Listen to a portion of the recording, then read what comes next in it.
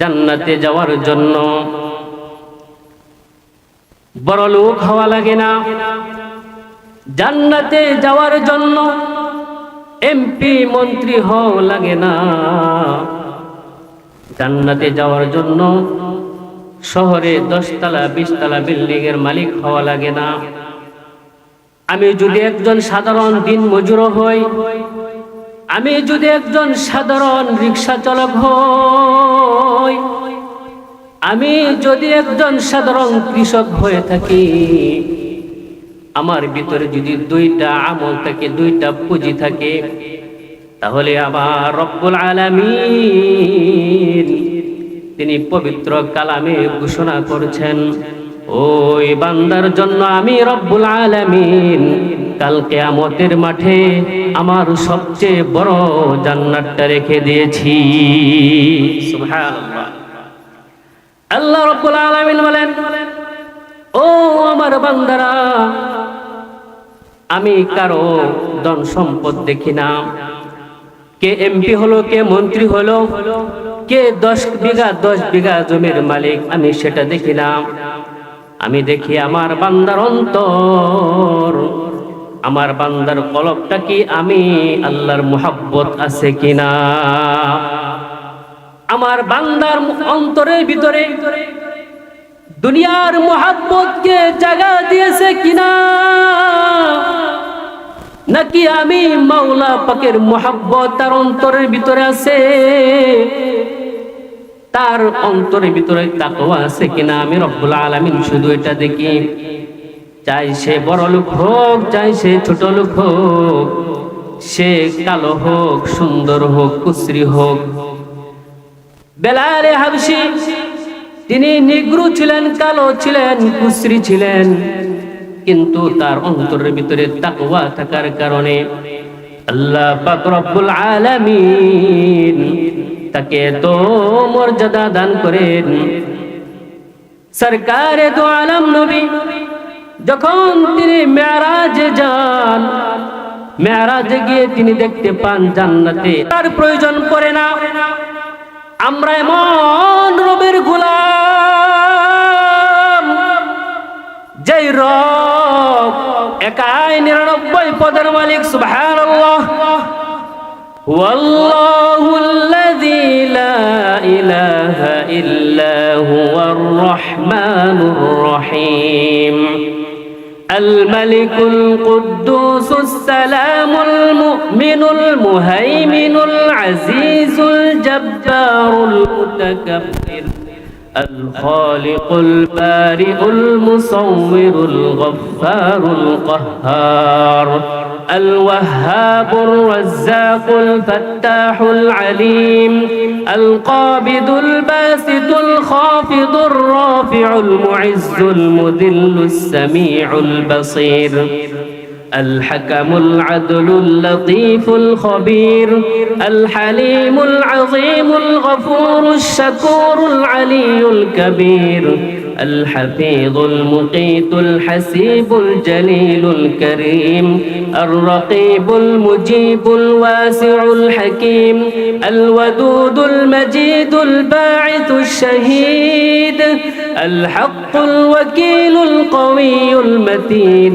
الولي الحميد المحسن المبدئ المعيد المحيي المميت الحي القيوم الواجد الماجد الواحد الأحد الصمد القادر المقتدر المقدم المؤخر الأول الآخر الظاهر الباطن الوالي المتعالي البر التواب المنتقم العفو الرؤوف مالك الملك ذو الجلال والإكرام المقسط الجامع الغني المغني المانع الضار النافع النور الهادي البديع الباقي الوارث الرشيد الصبور الله أكبر।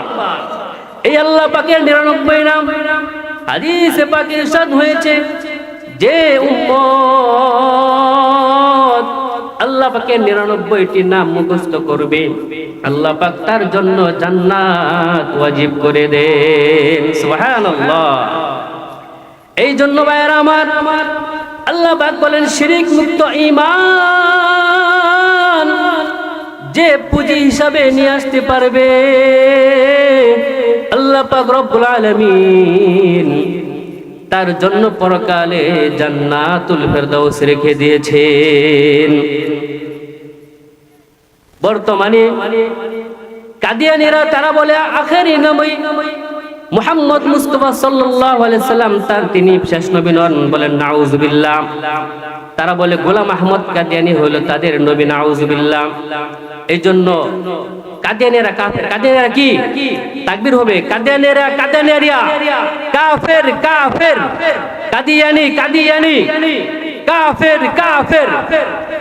সংসদে আইন চাই, সংসদে আইন চাই। কাদিয়ানীরা কাদিয়ানীরা কাফের কাফের। তো নবীর পরে যারা নবী মানবে তারা কি?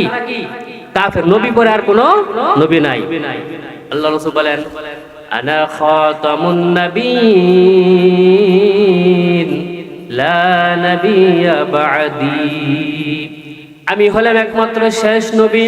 আল্লাহ পাক রব্বুল আলামিন আমি মুহাম্মাদুর রাসূলুল্লাহ শেষ নবী হিসেবে প্রেরণ করেছেন। আমার পরে যদি কেউ নবী দাবি করে তাহলে সে হবে মিথ্যা, মিথ্যুক, কাযযাব। তাকে নবী হিসেবে মানা যাবে না। যারা মানে তারা কি?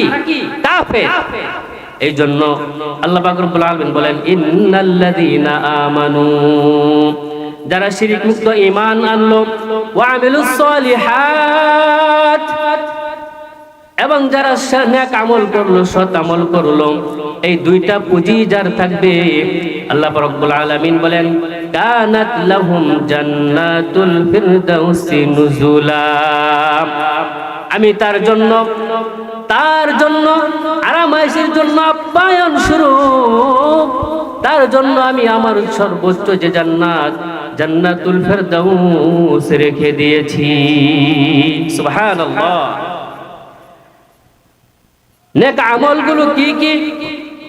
আল্লাহ রাসূল সাল্লাল্লাহু আলাইহি ওয়াসাল্লাম তার প্যারা সাহাবী হযরত আবু হুরায়রা রাদিয়াল্লাহু তাআলা আনহুর নাম শুনেছেন কিনা আপনারা? যে সাহাবীর হাদিস সবচেয়ে বেশি, হাদিসের কিতাবের পৃষ্ঠা উল্টাইলে প্রতি পৃষ্ঠার ভিতরে হযরত আবু হুরায়রা রাদিয়াল্লাহু তাআলা আনহু হাদিস পাওয়া যায়। এমন কোন পৃষ্ঠা নাই যে আবু হুরায়রার হাদিস নাই।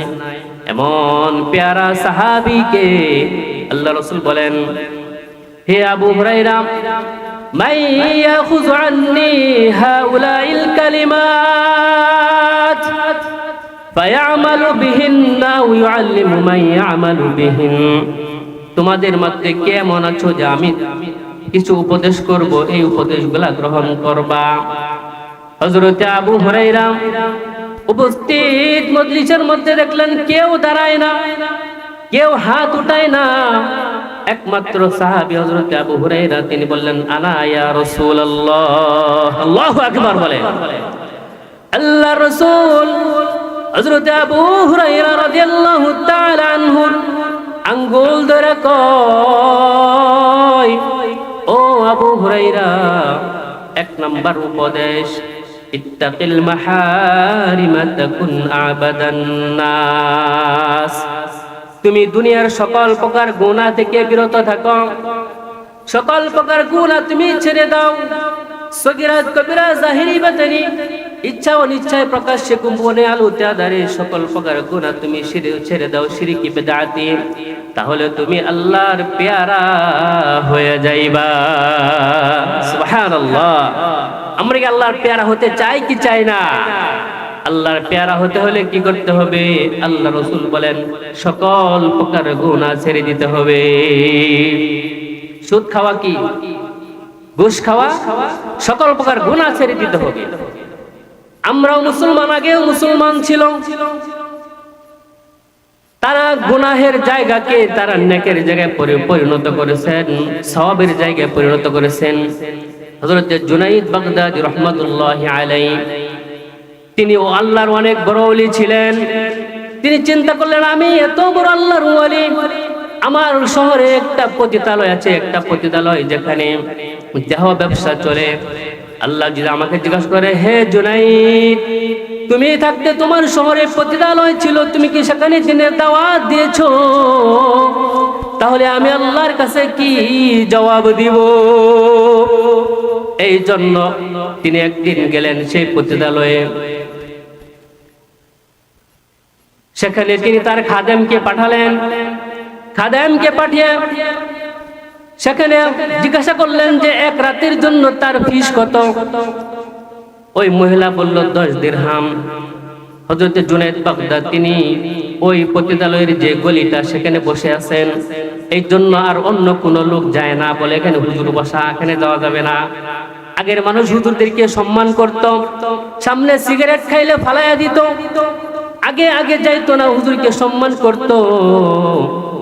ওই দিন জুনায়েদ ওই রাস্তার মুখে বসা, কোনো কাস্টমার আসে না।